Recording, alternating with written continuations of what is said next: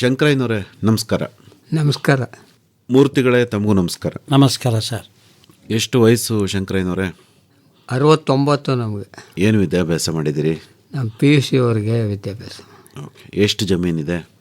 ನಮಗೆ ಒಂದು 4 ಎಕರೆ ಇದೆ. ಈಗ ಏನೇನು ಬೆಳೆ ಬೆಳೀತೀರಿ ಶಂಕರಯ್ಯನವರೇ? ರಾಗಿ, ತೆಂಗು, ತರಕಾರಿ, ಭತ್ತ, ಸೊಪ್ಪು ಇವೆಲ್ಲ ಬೆಳ್ಕೊತೀವಿ. ತರಕಾರಿ ಏನೇನು ಬೆಳಿತೀರಿ? ತರಕಾರಿ ನಮ್ಮ ಮನೆಗಾಗೋದೆಲ್ಲನೂ ಬೆಳಿತೀವಿ. ಬೀನಿಸ್ ತಾವಿಂದು, ಹೀರೆಕಾಯಿ ತಾವಿಂದು, ಸುವರ್ಣಗೆಡ್ಡೆ ತಾವಿಂದು, ತುಪ್ಪಿರೆಕಾಯಿ ತಾವಿಂದು ಎಲ್ಲನೂ ಬೆಳ್ಕೊತೀವಿ. ಸಾಧ್ಯವಾದಷ್ಟೆಲ್ಲನೂ ಒಂದು 5-6 ಕುಂಟೆ ಅದಕ್ಕೆ ಮೀಸಲಿಟ್ಬಿಟ್ಟವೆ. ಓಕೆ. ಕಬ್ಬು ಬೆಳೆಯಲ್ವೇ? ಕಬ್ಬು ಈಗಾಗಲೇ 10 ವರ್ಷ ಆಯಿತು ಬಿಟ್ಬಿಟ್ಟು. ಕಬ್ಬು ಏನು ಕಾರಣ ಅಂತ ಕೇಳ್ಬೋದಾ? ಕೇಳ್ಬೋದು. ಕಬ್ಬುಗೆ 5,000 ಕೊಡಬೇಕು ಅಂತ ನಾವು ಕಬ್ಬು 5,000 ಕೊಟ್ಟರೆ ನಮ್ಗೆ ಆದಾಯ ಸಿಗ್ತದೆ. ಆಲೆ ಬುಟ್ಟಿ ಇರೋದು. ನಾವು ಚಳುವಳಿನೂ ಮಾಡಿದ್ದು 3,000 ಕೊಡಬೇಕು ಟನ್ಗೆ ಅಂತ ಅವತ್ತು. ಈಗಾಗಲೇ 2,000 ಚಿಲ್ಲರೆ ಏನೋ ಕೊಡ್ತಾವ್ರೆ ಈಗ ಅಷ್ಟೇ. 5,000 ಬರೋವರೆಗೂ ಕಬ್ಬು ಬೆಳೆಯೋದಿಲ್ಲ ಅಂತ ನೀವು? 5,000 ಬಂದರೆ ಮುಂದಕ್ಕೆ ಜಾಸ್ತಿ ಆಯ್ತಾ ಇರ್ತದೆ. ಕಬ್ಬಿನಿಂದ ಸಕ್ಕರೆ ಒಂದೇ ಮಾಡ್ಕೋದಿಲ್ಲ ಅವರು. ಎಲ್ಲ ಉತ್ಪನ್ನದ ಲಾಭ ಕೊಡಬೇಕು ಅವರು. ಅದು ಕಾನೂನು ಅದೇ. ನೀವು ಕಬ್ಬು ಬೆಳೆದು ಬೆಲ್ಲ ಮಾಡಿ ಮಾರಾಟ ಮಾಡಿದ್ರೆ ಆದಾಯ ಬರೋದಿಲ್ಲ ಶಂಕರಯ್ಯನವರೇ? ಅದೇ ಮಾಡ್ತಾ ಇರೋದು ನಾವು ಈಗ. ಕಬ್ಬು ಬೆಳೆದವರು ನಾನು ಬೆಳೀತಾ ಇಲ್ಲ, ನಮ್ಮ ಸಂಘದಲ್ಲಿರೋರೆಲ್ಲ ಬೆಳೀತಾ ಇದ್ದಾರೆ ಕಬ್ಬ. ಏನು ಸಂಘ ನಿಮ್ಮದು? ಬಯಲು ಸೀಮೆ ಸಾವಯವ ಕೃಷಿಕರ ಸಂಘ ಅಂತ. ಅಂದರೆ ನೀವು ಸಾವಯವ ಕೃಷಿ ಮಾಡೋಕ್ಕೆ ಶುರು ಮಾಡಿ ಎಷ್ಟು ವರ್ಷ ಆಯಿತು? ನಾವು 2002ರಲ್ಲೇ ಶುರು ಮಾಡಿದ್ವು. ಓ, ಯಾತಕ್ಕೆ ಬಂದ್ರಿ ಸಾವಯವ ಕೃಷಿಗೆ? ನಾವು ಈ ಭೂಮಿ ಬರಡ ಆಯ್ತಲ್ಲ, ಭೂಮಿಲಿ ಏನು ಫಲವತ್ತತೆ ಕಳ್ಕತ್ತಲ್ಲ, ಆಗಿನಿಂದೆ ಒಂದು 5-6 ವರ್ಷ ಮಾಡ್ದೋ. ಅದು ನಾವು ಕೇಳೋ ವೇಗದಲ್ಲಿ ರಾಸಾಯನಿಕ ಹಾಕೊಂಡು ಭೂಮಿ ಫಲವತ್ತತೆ ಆಗಲಿಲ್ಲ. ಆಗ ರಾಸಾಯನಿಕ ಕಡಿಮೆ ಮಾಡಬೇಕು, ನೀವು ಸಾವಯವ ವಸ್ತು ಭೂಮಿಗೆ ಜಾಸ್ತಿ ಹಾಕಬೇಕು ಅಂತ ತಿಳಿದವ್ರು ಹೇಳಿದ್ರು. ಅದ ನಾವು ಪಾಲಿಸ್ಕೊಂಡು ಆಮೇಲೆ ಸಾವಯವ ವಸ್ತು ಜಾಸ್ತಿ ಮಾಡಿ ಭೂಮಿ ಒಂದು ಸ್ವಲ್ಪ ಫಲವತ್ತತೆ ಕಾಣ್ತು. ಆಮೇಲೆ ಭೂಮಿ ಫಲವತ್ತತೆ ಕಂಡ್ಮೇಲೆ ನಾವು ವೇಗವಾಗಿ ಹೋಯ್ತದಲ್ಲ, ಇದು ಭೂಮಿ ಫಲವತ್ತತೆ ಆಯ್ತದಲ್ಲ ಅಂದ್ಬಿಟ್ಟು ಪೂರ್ತಿ ತ್ಯಜಿಸ್ಬಿಟ್ಟು ಅದ. ನಾವು ಊಟಕ್ಕೆ ಆಗುವಷ್ಟು ಈಗ ಬೆಳ್ಕೊತಾ ಇರೋದು ನಾವು. ನಮಗೆ ಊಟಕ್ಕೆ ಆಗುವಷ್ಟು. ಈಗ ನಮಗೆ 60-90 ವರ್ಷ ಆಗೋಯ್ತಲ್ಲ, ಈಗೆಲ್ಲ ಜಮೀನಿಗೂ 4 ಎಕರೆಗೆಲ್ಲ ಬೆಳೀತಾ ಇಲ್ಲ ನಾನು ಸಾವಯವ ಕೃಷಿಯ. ಮೊದಲೇ 1 ಎಕರೆಯಲ್ಲಿ ಬೆಳೀತಾ ಇದ್ದೆ. ಈಗ ನಮ್ಮ ಮನೇಲಿ ಹೇಳಿದ್ರು, ನಿಮ್ಮ ಕೈಲಿ 1 ಎಕರೆ ಎಲ್ಲ ಮಾಡೋಕ್ಕೆ ಸಾಧ್ಯವಿಲ್ಲ, ಒಂದು 25 ಕುಂಟೆ 30 ಕುಂಟೆ ಮಾಡ್ಕೊ. ಇದ್ದದ್ದು ಅವರು ಹುಡುಗರು ಮಾಡ್ಕೋತಾರೆ, ಏನಾರು ಮಾಡ್ಕೊಳ್ಳಿ, ಅವರು ಮನೆಗೆ ಆಗುವಷ್ಟು ಮಾಡ್ಕೊಳ್ಳಿ ಅಂತ ಮಾಡ್ಕೊಂಡವ್ರೆ. ಈಗ ನೀವು ಸಂಘ ಮಾಡಿದ್ದು ಯಾವ ಉದ್ದೇಶಕ್ಕೆ? ಸಂಘ ಮಾಡಿದ್ದು ಜನದ ಆರೋಗ್ಯ ಕೆಡ್ತು, ಭೂಮಿ ಆರೋಗ್ಯ ಕೆಡ್ತು. ಇವೆಲ್ಲ ಸರಿ ಮಾಡ್ಬೇಕಾದ್ರೆ ಸಾವಯವ ಕೃಷಿಲಿ ವ್ಯವಸಾಯ ಮಾಡೋದೇ ಒಂದು ಇದ್ದು ಅಂತ. ಆಮೇಲೆ ಪರಿಸರ ಎಲ್ಲ ಹಾಳಾಯ್ತಲ್ಲ, ಇದಕ್ಕಿಂತ ಹೆಚ್ಚಾಗಿ ಪರಿಸರ ಹಾಳಾಯ್ತಲ್ಲ. ಇವೆಲ್ಲನೂ ಒಂದ್ಬಿಡ್ಬೇಕಾದ್ರೆ ರೈತರದೇ ಪಾಲು ಜಾಸ್ತಿ ಇರ್ತದೆ, ಇವೆಲ್ಲನೂ ಸರಿ ಮಾಡಬೇಕಾದ್ರೆ. ಸರಿ, ನೀವು ಸಂಘ ಮಾಡಿ ಏನು ಮಾಡೋಕ್ಕೆ ಹೊರಟಿದ್ದೀರಿ ಅಂತ ಕೇಳಿದೆ ನಾನು. ನಾವು ಸಾವಯವ ಕೃಷಿಲಿ ಉತ್ಪನ್ನವ ಗ್ರಾಹಕರಿಗೆ ಸರಬರಾಜು ಮಾಡಬೇಕು ಅಂತ ನಾವು. ಅಂದರೆ ನೇರವಾಗಿ ರೈತರಿಂದ ಗ್ರಾಹಕರಿಗೆ ಸರಬರಾಜು ಮಾಡಬೇಕು ಅಂತ ನಮ್ಮ ಉದ್ದೇಶ. ನಮ್ಮ ಉದ್ದೇಶ ಅದೊಂದು ನಮ್ಮ ಉದ್ದೇಶ. ಹಳೆ ಈ ಜಾನುವಾರುಗಳು ಉಳಿಸ್ಬೇಕು ಅಂತ. ಹಳ್ಳಿ ಕಾರು ಇವಲ್ಲ, ನಮ್ಮ ನಾಟಿ ತಳಿ ಜಾನುವಾರು ಉಳಿಸ್ಬೇಕು. ಆಮೇಲೆ ನಾಟಿ ತಳಿ ಬೀಜ ಅವಲ್ಲ, ಎಲ್ಲ ತಳಿನೂ ಉಳಿಸ್ಬೇಕು ಅಂತ ನಾವು ಮಾಡ್ಬೇಕು, ಸಂಘ ಮಾಡ್ಕೊಂಡ್ರೆ. ಮೂರ್ತಿಗಳೇ ಸ್ವಲ್ಪ ತಮ್ಮ ಬಗ್ಗೆ ಹೇಳ್ತೀರಾ? ಸರ್, ನಾನೊಬ್ಬ ರೈತ. ಈಗಾಗಲೇ 84ರಿಂದ ನಾನು ಸಹ ರೈತ ಚಳವಳಿಯಲ್ಲಿ ಇದ್ದು ಬೇಕಾದಷ್ಟು ಚಳವಳಿಗಳು ಮಾಡಿದ್ವಿ. ಅದರಿಂದ ಸಣ್ಣ ಪುಟ್ಟ ಸುಧಾರಣೆಗಳಾಗಿವೆ. ಮೂಲಭೂತ ಸುಧಾರಣೆಗಳನ್ನ ನಾವೇ ನಮಗೆ ಮಾಡ್ಕೋಬೇಕಾಗಿದೆ. ಅಲ್ಲ, ನಿಮ್ಮ ವಯಸ್ಸೆಷ್ಟು? ನಿಮ್ಮ ವಿದ್ಯಾಭ್ಯಾಸ ಏನು? ನನ್ನ ವಯಸ್ಸು 62 ಸರ್. ಈಗ ನಾನು ಇಲ್ಲೇ ಮಹಾರಾಜಾಸ್ ಕಾಲೇಜಿನಲ್ಲಿ BA ಪದವಿ ವ್ಯಾಸಂಗ ಮಾಡಿದೆ. ಮಾನಸ ಗಂಗೋತ್ರಿಗೂ ಸೇರಿದ್ದೆ. ಕಾರಣಾಂತರಗಳಿಂದ ಬಿಟ್ಟು ಮಾಸ್ಟರ್ ಡಿಗ್ರಿ ಮಾಡಿದೆ, ವಾಪಸ್ಸು ಹಳ್ಳಿಗೆ ಹೋದೆ. ಓಕೆ. ಈಗ ಜಮೀನು ಎಷ್ಟಿದೆ? ನೀವೇನೇನು ಬೆಳೆ ಬೆಳಿತೀರಿ? ನಮಗೊಂದು 10 ಎಕರೆ ಜಮೀನಿದೆ ಸರ್. ನಾವು ಪ್ರಮುಖವಾಗಿ ತೆಂಗಿನ ಕೆಳಗಡೆ ಒಂದಷ್ಟು ಬಾಳೆ, ಕಬ್ಬು ಮತ್ತು ನಮಗೆ ಅಗತ್ಯವಾದ ಎಲ್ಲ ತರಕಾರಿಗಳು, ಸೊಪ್ಪುಗಳು ಇವುಗಳನ್ನೆಲ್ಲ ಬೆಳ್ಕೊಳ್ಳೋ ಪ್ರಯತ್ನ ಮಾಡ್ತಾಯಿದ್ದೀವಿ ಸರ್. ಜೊತೆಗೆ ನಾವು ನಮ್ಮ ಹಳ್ಳಿಯಲ್ಲಿ ಇರೋ ಪದಾರ್ಥಗಳನ್ನೆಲ್ಲ ಮೌಲ್ಯವರ್ಧನೆ ಮಾಡುವ ಒಂದು ತರಬೇತಿ ಕೊಡಬೇಕು. ಮತ್ತು ಆ ಜಮೀನೇ ಒಂದು ಸೆಂಟರ್ ಆಫ್ ಎಕ್ಸಲೆನ್ಸ್ ಆಗಬೇಕು ಅಂತನ್ನೋ ಉದ್ದೇಶದಿಂದ ಈಗೊಂದು ಈಗ ಪ್ರಾರಂಭ ಆಗಿದೆ. ಒಂದು 45 ದಿವಸ ಇನ್ನೂ ತುಂಬೇ ಇಲ್ಲ. Alur agri Commonwealth private limited ಅಂತ ಒಂದು ಕಂಪನಿಯನ್ನು ಹುಟ್ಟಾಕಿದ್ದೀವಿ. ಅದಕ್ಕೆ ನನಗೆ ಒಂದಷ್ಟು ಜನ ಸಹಾಯವಾಗಿ ನಿಂತಿದ್ದಾರೆ ಸರ್. ಈಗ ತಾವು ರಾಸಾಯನಿಕ ರಹಿತ ವಿಧಾನಗಳಿಂದ ಬೆಳೆನ ಬೆಳೀತಾ ಇರೋದಾ ಅಥವಾ ತೋಟ ನಿರ್ವಹಣೆ ಮಾಡ್ತಿರೋದಾ? ಹೌದು ಸರ್. ನಾವು ಪ್ರೊಫೆಸರ್ ನಂಜುಂಡಸ್ವಾಮಿಗಳಿದ್ರಲ್ಲ ಸರ್, ಅವರ ಒಂದು ಸಲಹೆ ಮಾರ್ಗದರ್ಶನದ ಮೇರೆಗೆ ಈ ಜಗತ್ತನ್ನು ಅಮೃತತೆಯ ಕಡೆಗೆ ಒಯ್ಯಬೇಕು, ಏನು ವಿಷಮಯವಾಗ್ತಾ ಇದೆ ಅದರ ವಿರುದ್ಧವಾಗಿ ನಾವು ಈಗ ನೆಲ, ಜಲ, ಗಾಳಿ ಇವುಗಳನ್ನೆಲ್ಲ ಹಾಳು ಮಾಡ್ತಾ ಇದ್ದೀವಿ. ನಾವು ನಮ್ಮ ಮಕ್ಕಳಿಗಾಗಿ ಅಂತ ದುಡಿಯಬೇಕಾಗಿರೋದು ಶುದ್ಧವಾದ ಗಾಳಿ, ಶುದ್ಧವಾದ ನೆಲ, ಶುದ್ಧವಾದ ನೀರು. ಅದೇ ಇಲ್ಲದೆ ಬರೀ ಹಣ ಕೂಡಿಟ್ಟೇನು ಪ್ರಯೋಜನ ಅನ್ನೋ ಕಾರಣಕ್ಕಾಗಿ ಈ ಜಗತ್ತಿನ ಅಮೃತತೆಯ ಕಡೆಗೆ ದುಡಿಬೇಕು ಅಂತಂತ ತೊಡಗಿಸ್ಕೊಂಡಿರೋದು. ಅದಕ್ಕಾಗಿ ನಾವು ಪೂರ್ಣ ನಮ್ಮ ಜಮೀನುಗಳೆಲ್ಲ ರಾಸಾಯನಿಕ ಮುಕ್ತವಾಗೇ ಪೂರ್ವಕಾಲದಿಂದಲೂ ಇವೆ. ಇವನ್ ನಮ್ಮ ತಂದೆ ಕೂಡ ಅದನ್ನು ಯಾವ ರೀತಿ ಕೆಮಿಕಲ್ಗಳನ್ನು ಬಳಸದೆ ಶುದ್ಧವಾಗೇ ಇಟ್ಟಿದ್ರು. ನಮ್ಮ ಪೂರ್ವಿಕರೆಲ್ಲ ಇಡೀ ಊರಲ್ಲಿ ಹಲವಾರು ಜನ ಅದೇ ರೀತಿ ಇದ್ದಾರೆ ಸರ್. ಇನ್ನೂ ಕೂಡ ಅದೇ ಒಂದು ರಾಸಾಯನಿಕ ಬಳಸಲೇ ಇಲ್ಲ. ಅಷ್ಟಕ್ಕೆ ನಮಗೆ ನಾವು ರಾಸಾಯನಿಕ ಬಳಸೋ ಅಷ್ಟರಲ್ಲಿ ಈ ತಿಳುವಳಿಕೆ ಉಂಟಾದ್ದರಿಂದ ನಾವು ಬಳಸಲೇ ಇಲ್ಲ ಸರ್. ಮಾರಾಟಕ್ಕೆ ನಿಮ್ಮ ಪ್ರಯತ್ನಗಳೇನು? ನಾವು ಬೆಳೆದ ಉತ್ಪನ್ನಗಳನ್ನ ಆದಷ್ಟು ನಾವು ಮೌಲ್ಯವರ್ಧನೆ ಮಾಡ್ತೀವಿ. ಮೌಲ್ಯವರ್ಧಿತ ವಸ್ತುಗಳನ್ನ ಕಾಡ ಕಚೇರಿಯಲ್ಲಿಟ್ಟು ನಾವೇ ಮಾರಾಟ ಮಾಡ್ತೀವಿ. ಜೊತೆಗೆ ನಮಗೆ ಇಲ್ಲಿ ಸಾವಯವ ಅಂಗಡಿಗಳು ಮಾಡ್ಕೊಂಡಿದ್ದೀವಿ, ಗೆಳೆಯರುಗಳಿದ್ದಾರೆ, ಅವರ ಅಂಗಡಿಗಳಿಗೆಲ್ಲ ಕೊಡ್ತೀವಿ ನಾವು. ಕಾಡ ಕಚೇರಿಯಲ್ಲಿ ಒಂದು ಶುರು ಮಾಡಿದ್ವಿ. ಅದೇನಾಯಿತು, ಬರೀ ಭಾನುವಾರ ಆದರೆ ಸಾಲಲ್ಲ, ನಮಗೆ ದಿನ ಸಿಕ್ಕಬೇಕು ಅಂತ ಎಲ್ಲ ಕೇಳೋಕ್ಕೆ ಶುರು ಮಾಡಿದ್ರು. ಆಗ ನಮ್ಮದು ಮಾರುಕಟ್ಟೆ ಅಂತ ಇಲ್ಲಿ ಪ್ರಾರಂಭ ಮಾಡಿದ್ವಿ. ನಮ್ಮದು ನಮ್ಮ ನಂಜುಂಡಸ್ವಾಮಿಗಳ ಒಂದು ಆಶಯ ಅದು. ನಮ್ಮದು ಮಾರುಕಟ್ಟೆ ಆಗಬೇಕು, ರೈತರೇ ಮೌಲ್ಯವರ್ಧನೆ ಮಾಡಬೇಕು, ಅವರೇ ಇದು ಮಾಡಬೇಕು ಅಂತ. ಅದು ಅಮೃತ ಭೂಮಿಯಲ್ಲಿ ಒಂದು FPO ಕೂಡ ಆಗಿದೆ ಸರ್. ಅದು ಕಾರಣಾಂತರದಿಂದ ಸ್ವಲ್ಪ ಇದಾಗಿ ಈಗ ನಮ್ಮ ಮಾರುಕಟ್ಟೆ ಅಂತ ಇನ್ನೊಂದು ಗುಂಪು ಇಲ್ಲಿ ಮೈಸೂರಲ್ಲಿ ನಮ್ಗೆ ಬೇರೆ ಬೇರೆ ಕಡೆನೂ ಬೇಕು, ದಿನ ಸಿಕ್ಕ ರೀತಿ ಬೇಕು ಅಂತಂತ ಬಯಕೆ ವ್ಯಕ್ತಪಡಿಸಿದಾಗ ನಾವು ರೈತರುಗಳು ದಿನ ಇಲ್ಲಿ ನಿಲ್ಲಕ್ಕಾಗಲ್ಲ, ಅದಕ್ಕೊಂದು ವ್ಯವಸ್ಥೆ ಮಾಡ್ಕೊಳ್ಳೋಣ ಅಂಗಡಿ ರೀತಿ ಅಂತಂತ ಹೇಳಿ ಈ ಹುಣಸೂರು ರೋಡಲ್ಲಿ ಒಂದು ಜಯಲಕ್ಷ್ಮೀಪುರಮಲ್ಲಿ ನಮ್ಮ ಮಾರುಕಟ್ಟೆ ಅಂತ ಒಂದಾಯಿತು. ಅದು ಒಂದು ವರ್ಷ ಚೆನ್ನಾಗಿ ನಡೆದ ಮೇಲೆ ಈ ಗೋಕುಲಂ ನಿವಾಸಿಗಳು ನಮಗೂ ಬೇಕು ಅಂತ ಕೇಳ್ಕೊಂಡ್ರು. ಅದೊಂದು ಗುಂಪು. ಮತ್ತು ಸ್ಪೀಚ್ ಆ್ಯಂಡ್ ಹಿಯರಿಂಗ್ ಪಕ್ಕ ಅವ್ರು ನಮಗೂ ಬೇಕು ಅಂತ ಇನ್ನು ಕೆಲವರು ಕೇಳಿದಾಗ ಅಲ್ಲೊಂದು. ಈ ಥರ ಒಂದಿದ್ದದ್ದು ಈಗ 3 ಅಂಗಡಿಗಳೇ 3 ಆಗಿವೆ.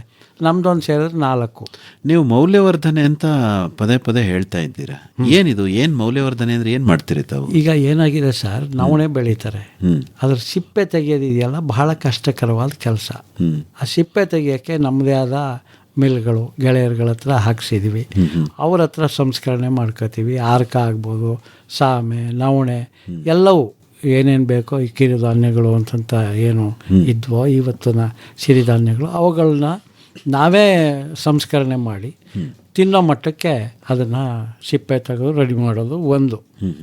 ಮತ್ತು ಬೆಳೆಯುವಾಗಲೂ ಹಳೆ ಪದ್ಧತಿಯಲ್ಲೇ ಬೆಳೆಸೋ ರೀತಿ ಪ್ರೇರೇಪಣೆ ಕೊಡೋವಂಥದ್ದು. ಮತ್ತು ಅದನ್ನು ರವೆ ಮಾಡೋದು, ನೂಡಲ್ಸ್ ಮಾಡೋದು, ಶಾವಿಗೆ ಅಂತಂತೀವಲ್ಲ ಶಾವಿಗೆ ಮಾಡಿಕೊಡೋದು, ಅವಲಕ್ಕಿ ಮಾಡಿಕೊಡೋದು, ಈ ಥರ ಪ್ರತಿಯೊಂದು ಮೌಲ್ಯವರ್ಧಿತವಾಗಬೇಕು. ಮತ್ತು ಆಕರ್ಷಕವಾಗಿ ಅವು ಇರಬೇಕು. ಈಗಿನ ಮಕ್ಕಳಿಗೆ ನಾವು ಪ್ರೆಸೆಂಟೇಷನ್ ಅಂತಂತ ಏನು ಹೇಳ್ತೀವಿ ಅದು ಅವ್ರಿಗೆ ಆಕರ್ಷಕವಾಗಿರಬೇಕು.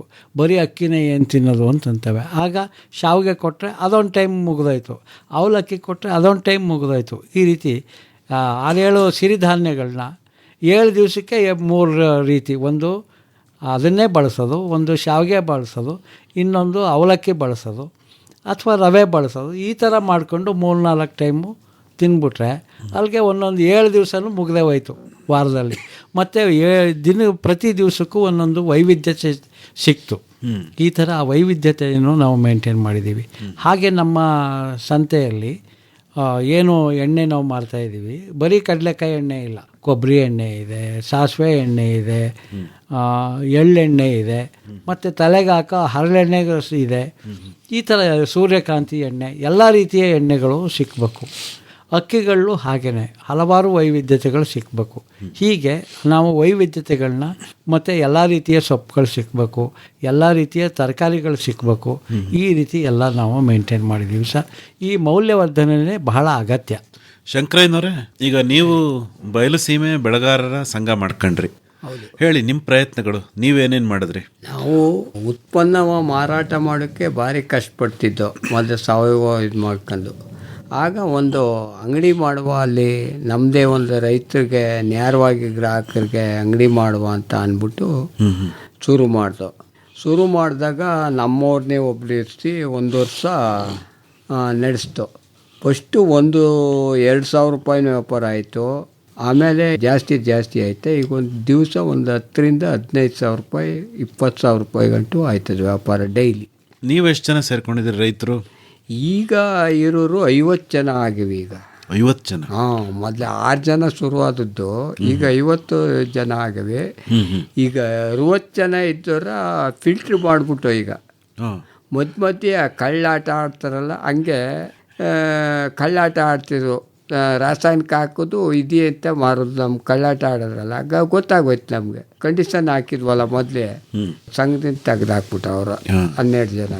ಅಲ್ಲ, ನೀವು ಮಾರೋ ಪ್ರಯತ್ನ ಅಂದರೆ ಎಲ್ಲಿ ಮಾರ್ತೀರಿ, ಹೇಗೆ, ಏನು ವ್ಯವಸ್ಥೆ ಮಾಡಿ? ನಾವು ಸಂತೆ ಮಾಡ್ದೋ ಫಸ್ಟು, ವಿಶ್ವೇಶ್ವರಯ್ಯ ಸ್ಟ್ಯಾಚ್ಯೂ ಹತ್ರ ಮಂಡ್ಯದಲ್ಲಿ. ಆ ಸುತ್ತಮುತ್ತ ಒಂದು 5-6 ಕಿಲೋಮೀಟ್ರವರೆಲ್ಲ ಒಂದು 8-10 ಜನ ತಮ್ಮ ಉತ್ಪನ್ನ ಮಾರಿದ್ರು ತಗೊಬಂದು. ಆಗ ಒಬ್ಬೊಬ್ಬರು 800 ರೂಪಾಯಿ ತಾವೆಂದು ಕಡಿಮೆ ಅಂದ್ರೂ 2,000-3,000 ರೂಪಾಯಿ ಗಂಟು ವ್ಯಾಪಾರ ಮಾಡ್ಕೋರು ಡೈಲಿ, ಪ್ರತಿನಿತ್ಯ 6ರಿಂದ 8ಗೆ. ಬೆಳಗ್ಗೆ 6 ಗಂಟೆಯಿಂದ 8. ಯಾಕೆ ಕೃಷಿ ಕೆಲ್ಸಕ್ಕೆ ಹೋಗ್ಬೇಕಲ್ಲ ಅವರು, ಡೈಲಿ ಇಲ್ಲೇ ಸಂತೆ ಮಾಡ್ಕೊಂಡು ಕುಂತ್ಕೋಕ್ಕಾಗೋದಿಲ್ಲ. ಅದರಿಂದ ಅವ್ರ ಉತ್ಪನ್ನ. ಆಮೇಲೆ ಗಿರಾಕಿಗಳು, ಈ ಗ್ರಾಹಕರು ಬರ್ತಾರಲ್ಲ, ನಮ್ಗೆ ಇದು ಬೇಕು, ಈ ರೀತಿ ಬೇಕು ಅಂತ ಅವ್ರು ಸಲಹೆ ಹೇಳ್ತಾರೆ, ನಮ್ಗೆ ಈ ರೀತಿ ಬೇಕು ಅಂತ. ಆ ಸಲಹೆಲ್ಲನೂ ನಾವು ಚರ್ಚೆ ಮಾಡ್ಕೊಂಡು ಸಂಘದಲ್ಲಿ ಪೂರೈಸೋಕ್ಕೆ ಒತ್ತಡ ಆಗ್ತೋ. ಅವ್ರಿಗೆ ಇಂಥದ್ದೇ ಬೆಳೀರಿ, ಈ ರೀತಿಯೇ ಬೆಳೀರಿ ನೀವು, ಅವ್ರಿಗೆ ಗ್ರಾಹಕರಿಗೆ ಏನು ಪೂರೈಸಬೇಕು ಅದು ಪೂರೈಸೋಕ್ಕಾಗುವಷ್ಟು ಅಂತ ಬೆಳೀರಿ ಅಂತ. ಶಂಕರಯ್ಯನವರೇ, ನೀವು ಹೇಳಿ ಕೇಳಿ ರಸ್ತೆ ಪಕ್ಕದಲ್ಲಿ ಮಾರ್ತಾ ಇದ್ದಿದ್ದು. ಈ ಮಾರಬೇಕು ಅಂದ್ರೆ ವ್ಯವಸ್ಥೆಗಳಿರ್ಬೇಕಲ್ಲ, ತೂಕ ಬೇಕು, ಆಮೇಲೆ ತಕಡಿ ಬೇಕು, ಆಮೇಲೆ ಏನು ದರ ನಿಗದಿ ಆಗಬೇಕು. ದರ ನಾವೇ ನಿಗದಿ ಮಾಡ್ದು. ಹಿಂಗೆ ನಮ್ಮ ರೈತರೇ ಸೇರ್ಕೊಂಡು ಯಾರು ಉತ್ಪನ್ನ ಬೆಳೀತಾರೆ, ನಿಮ್ಗೇನಪ್ಪ ನೀನು ಈ ಉತ್ಪನ್ನ ಬೆಳೀತಾ ಇದೆಯಾ, ನಿನ್ಗೆ ಯಾವ ರೇಟ್ ಬೇಕು ಅಂತ. ನನಗೆ ಈ ರೇಟ್ ಬೇಕು, ಆಯಿತು ನಿನಗೆ ಆ ರೇಟೇ ಕೊಡ್ತೀವಿ ನಾವು ಸಂತೆಯಲ್ಲಿ ಅಂತ. ಹಂಗೆ ಯಾರ್ಯಾರು ಯಾವ್ಯಾವ ಉತ್ಪನ್ನ ಬೆಳೀತಾವ್ರೆ ಅವ್ರು ಕೇಳ್ಕೊಂಡು ಅದೇ ರೇಟ್ನೇ ಫಿಕ್ಸ್ ಮಾಡ್ದೋ ನಾವು. ಅಲ್ಲ, ನೀವು ಏನು ಬೇಕಾದ್ರೂ ರೇಟ್ ಫಿಕ್ಸ್ ಮಾಡ್ಬೋದು, ಆದರೆ ಅದು ಗ್ರಾಹಕರು ತಗೋಬೇಕಲ್ಲ. ಗ್ರಾಹಕರು ಈ ಬೇರೆ ತಾವು ಅಂಗಡಿಯಲ್ಲಿ ಕೊಡೋದ್ಕಿಂತ ಕಡಿಮೆ ಆದರೆ ಎಲ್ಲಿ ಬರ್ತಾರೆ? ಅಲ್ಲಿಗೆ ಹೋದರೆ ಇಲ್ಲಿಗೆ ಬಂದಾರ, ನಮ್ಮ ಸಂತೆಗೆ ಬಂದಾರ. ಅಂದರೆ ರೈತ ಕೇಳ್ತಿದ್ದ ರೇಟು ಮಾರ್ಕೆಟಲ್ಲಿರೋ ರೇಟ್ಗಿಂತ ಕಮ್ಮಿನೇ ಇರೋದು. ಮಾರ್ಕೆಟಲ್ಲಿ ಈಗ ಒಂದು ನುಗ್ಗೆಕಾಯಿ 60 ರೂಪಾಯಿ ಇರ್ತದೆ, ನನ್ನ 45-50 ಕೊಟ್ಟರೆ ಯಾಕೆ ಬೇಡ ಅನ್ನೋದಿಲ್ಲ. ಆಮೇಲೆ ನಮಗೆ ಮಾರ್ಕೆಟಲ್ಲಿ 50-60 ಇದ್ರೆ ನಮ್ಮ ತಾವು ತಗೋತಿದ್ದೆಷ್ಟು 20-30 ತಗೋತಿದ್ರು ಅವರು. ನಮಗೂ 10 ರೂಪಾಯಿ ಜಾಸ್ತಿ ಸಿಕ್ತಲ್ಲ, ಗ್ರಾಹಕರಿಗೂ 10 ರೂಪಾಯಿ ಕಡಿಮೆ ಆಯ್ತಲ್ಲ. ಆ ರೀತಿ ನಾವು ಲೆಕ್ಕಾಚಾರ ಹಾಕೊಂಡು ರೇಟ್ ಫಿಕ್ಸ್ ಮಾಡ್ತಿದ್ವು. ಮತ್ತು ಕೆಲವ್ರು ಗ್ರಾಹಕರು ಏನು ಹಿಂದೆ ಮುಂದೆ ನೋಡ್ತಿರ್ಲಿಲ್ಲ, ನೀವು ಎಷ್ಟು ಹೇಳ್ತೀರಿ ಅಷ್ಟೇ ಕೊಟ್ಟು ತಕ್ಕೊಳ್ಳೋರು, ಚೌಕಾಸಿ ಮಾಡ್ತಿರ್ಲಿಲ್ಲ ಕೆಲವರು. ಅವ್ರಿಗೆ ಆರೋಗ್ಯದ ಕಡೆ ಗಮನ ಜಾಸ್ತಿ ಇರ್ತಿತ್ತು ಅವ್ರಿಗೆ. ಇವರು ಉತ್ಪನ್ನವ ಪ್ರಾಮಾಣಿಕವಾಗಿ ಸಾವಯವ ಉತ್ಪನ್ನನೇ ಮಾರಾಟ ಮಾಡ್ತಾರೆ ಅನ್ನೋದು ಉದ್ದೇಶ. ಅದು ನಾವೊಂದು ಮಾಡ್ತೀವಿ, ನಾವು ಸಭೆ ಮಾಡಿದಾಗ ಏನು ಮಾಡ್ತೀವಿ, ಗ್ರಾಹಕರನ್ನು ಕರಿತೀವಿ ನಮ್ಮ ಜಮೀನಿಗೆ. ಅದೊಂದು ನಮಗೆ ಬೆನಿಫಿಟ್ ಆಯಿತು.